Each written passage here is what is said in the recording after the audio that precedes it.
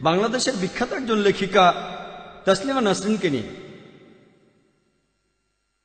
তিনি বলেছেন যে কোরআনে নাকি বলা হয়েছে যে সূর্য পৃথিবীর চারপাশে প্রদক্ষিণ করে, আর এরকম কাল্পনিক বইয়ে বিশ্বাস করলে মুসলিমরা কিভাবে সামনের দিকে এগোবে।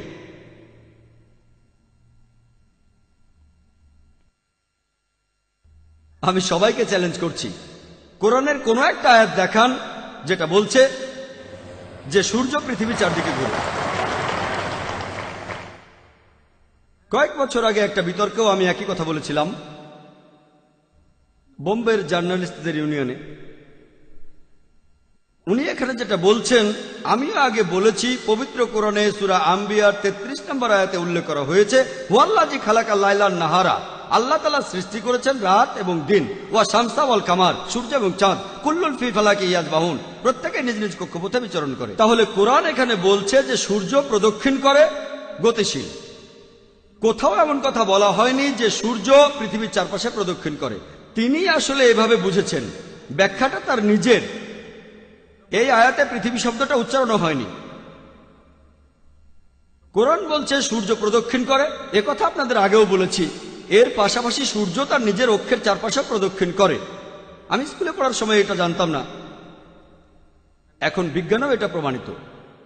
তাহলে প্রায় দেখা যায় যে ইসলামের সমালোচকরা তারা ইসলাম সম্পর্কে এমন কিছু বলে যেটা ইসলামে নেই। তাসলিমা বলেন যে সূর্য পৃথিবীর চতুর্দিকে ঘোরে, ঠিক আছে, এবং কোরআনে এরকম অবৈজ্ঞানিক কথা আমরা বিশ্বাস করতে পারি কিভাবে?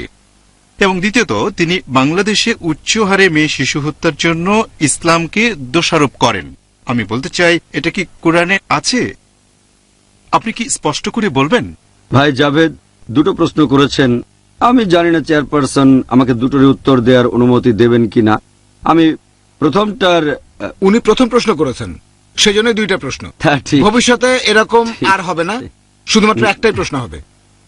প্রথম প্রশ্নতে আপনি বললেন যে টাইম ম্যাগাজিনের একটা রিপোর্ট, টাইম ম্যাগাজিন পৃথিবীর বিখ্যাত একটা ম্যাগাজিন, যথেষ্ট বিশ্বাসযোগ্য। এই ম্যাগাজিনের জানুয়ারি সংখ্যায় নাকি তসলিমা বলেছেন যে কোরআন বলছে সূর্য পৃথিবীর চারিদিকে ঘোরে। যদি এরকম কথা আমরা বিশ্বাস করি তাহলে উন্নতি করব কিভাবে? আমি দ্বিতীয় সেন্টেন্সের ব্যাপারে একমত যে এরকম কথা বিশ্বাস করলে আমরা উন্নতি করব কিভাবে। এখন ওনার প্রথম সেন্টেন্সের উত্তরে যে পবিত্র কোরআন বলছে সূর্য পৃথিবীর চারিদিকে ঘোরে, আমি তাকে বলবো প্রমাণ দেখান কোরআনের কোন আয়াতে আছে। হ্যাঁ, উনি মনে করেছেন কোরআনের একটা আয়াতে এরকম কথা আছে। সূরা আম্বিয়া অধ্যায় 21 আয়াত 33 বলছে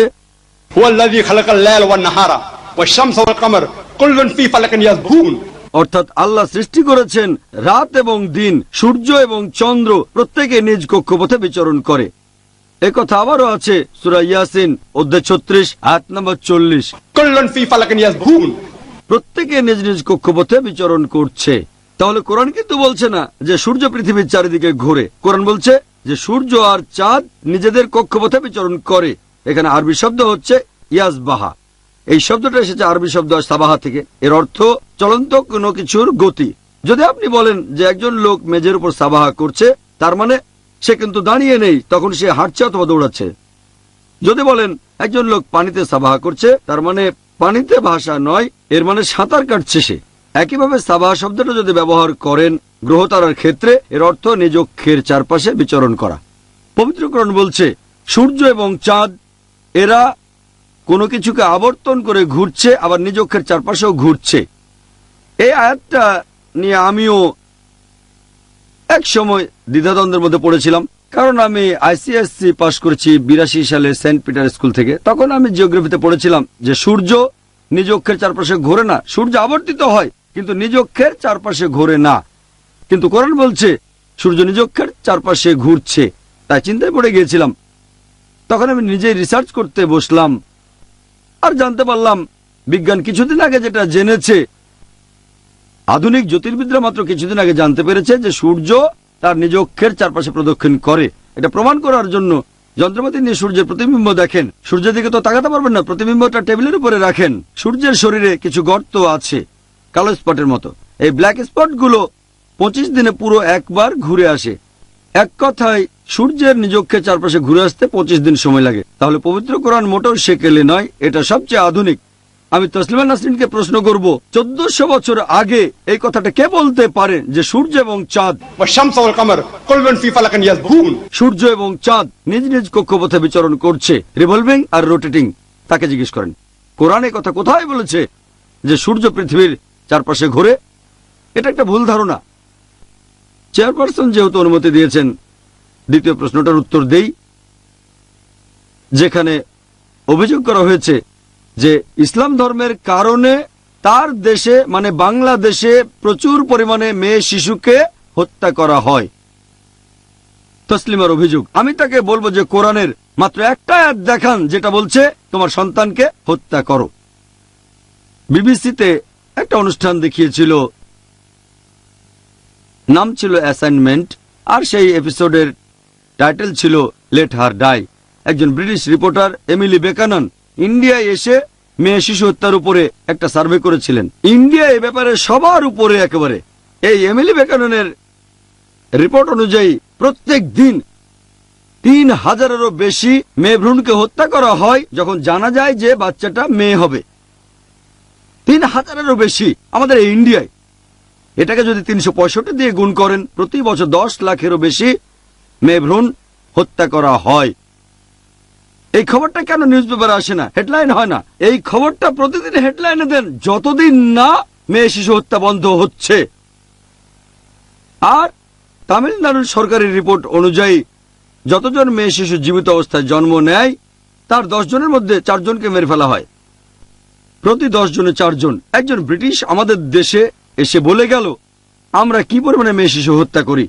এবার আসুন দেখি পবিত্র কোরআন মেয়ে শিশু হত্যা সম্পর্কে কি বলে। তসলিমা একটা আয়াত দেখাতে পারবে না, একটা চ্যালেঞ্জ, একটা আয়াত তো দেখাতে পারবে না যেটা বলছে মেয়ে শিশুকে হত্যা করো। সত্যি বলতে পবিত্র কোরআনে সূরা তাকবীরে, আমি কিন্তু রেফারেন্সটা দিচ্ছি, তসলিমা নাসরিন বলছে যে কোরআন এই কথা বলছে, কোরআন ওই কথা বলছে। একজন সাধারণ মানুষ যে কখনো কোরআন পড়েনি অথবা কোরআন পড়েছে, সেই কথাটা কোরআনের কোন জায়গায় খুঁজে বের করবে?